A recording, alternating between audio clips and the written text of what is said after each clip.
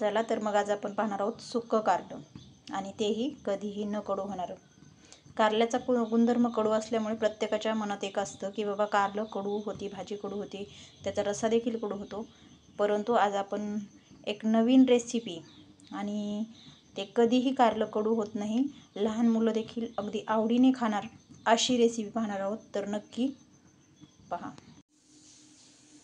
हे कारलं आपण चिरून घेतलेलं आहे आणि ह्या बिया आपण त्यातल्या काढून घेतलेल्या आहेत. जरा जाडसर ह्या पद्धतीच्या अशा बिया असल्यामुळे कडू लागतं कारलं, त्याच्यामुळे अगोदर कारल्याची बिया काढून घ्या. अशा पद्धतीने आपण सगळ्या बिया काढून घेतलेल्या आहेत.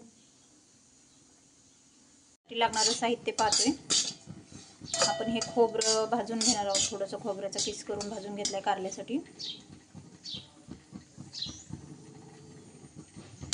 अशा पद्धतीने त्याला लालसर रंग दिलेला आहे.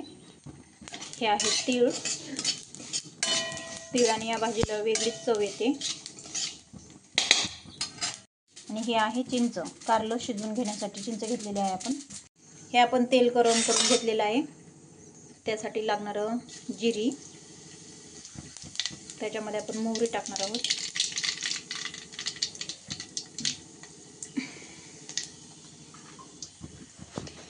आणि त्याच्यामध्ये आता आपण हे कारलं टाकून घेऊ.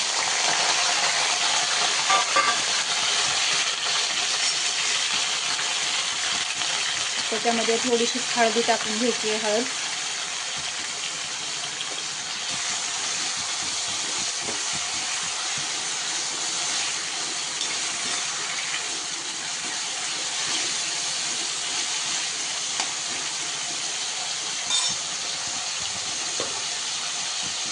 आणि आता याचं आपण हे करतो. इतर भाज्यांना आपण कधी कधी काय करतो, थोडं मीठ अगोदर टाकतो आणि नंतर थोडं टाकतो. तर आपण या कारल्यासाठी ना अगोदरच सगळं मीठ टाकून घेणार आहोत, कारण की कारल्याचा कडवटपणा या मिठाने पूर्ण कमी होतो, नाहीच होतो. त्याच्यामुळे आपण अगोदरच कारल्यात मीठ टाकले. ह्या मिठामुळे जेवढं काही पाणी येईल ह्या कारल्याला सुटेल तेवढं पाणी पूर्ण आटू द्यायचं, जळू द्यायचं ते पाणी. त्याच्यामध्ये कारल्यातलं पूर्ण कडवटपणा जळून जातो. चला तर त्या कारल्यातलं पाणी पूर्ण जळूपर्यंत, कमी होईपर्यंत आपण त्याचं साहित्य पाहू. हे आपण भाजून घेतलेलं खोबरं आहे. हे आपण भाजून घेतलेले तीळ, शेंगदाणे आणि काही लसणाच्या पाकळ्या आहेत. तर आपण हे सगळं मिक्स करायचं आहे.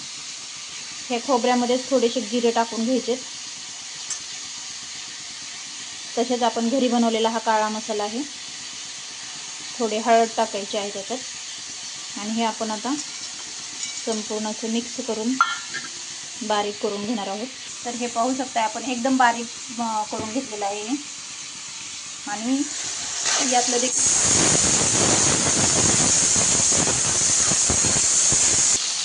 तर हे पाहू शकता आता पूर्ण ह्यातलं पाणी कमी झालेलं आहे कारल्यातलं.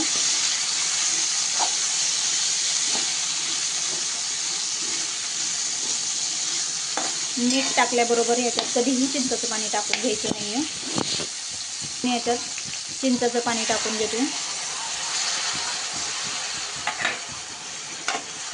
आणि एवढ्या चिंचाच्या पाण्यात हे छान असं मऊसर शिजू द्यायचे.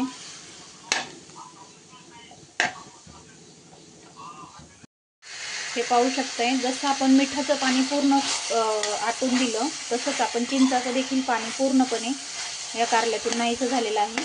याला तेल सुटेपर्यंत आपण हे परतून घेतलेलं आहे कारलं चिंचाच्या पाण्यामध्ये.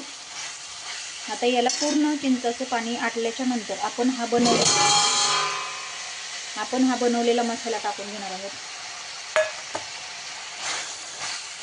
आणि ह्याच्यामध्ये आता आपण पूर्ण फ्राय करून घ्यायचा. अशा पद्धतीने ही रेसिपी नक्की करून पहा. आवडलीच तर कमेंटमध्ये सांगा. लहान मुलं खातील आवडीने तेही. अशा पद्धतीचं हे रेसिपी आहे. हा पूर्ण मसाला एकजीव होण्यासाठी आपण थोडंसं 1 कपभर पाणी टाकून ह्याला परत एक वाफ द्यायची आहे, म्हणजे हा मसाला जरा एकजीव होऊन जाऊन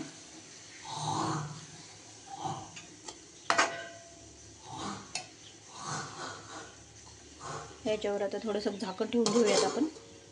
आणि ही पाहू शकताय आपली झाली भाजी तयार. खूप छान अशा रेसिपी आहे, तुम्ही नक्की करा आणि सोपी रेसिपी आहे. धन्यवाद.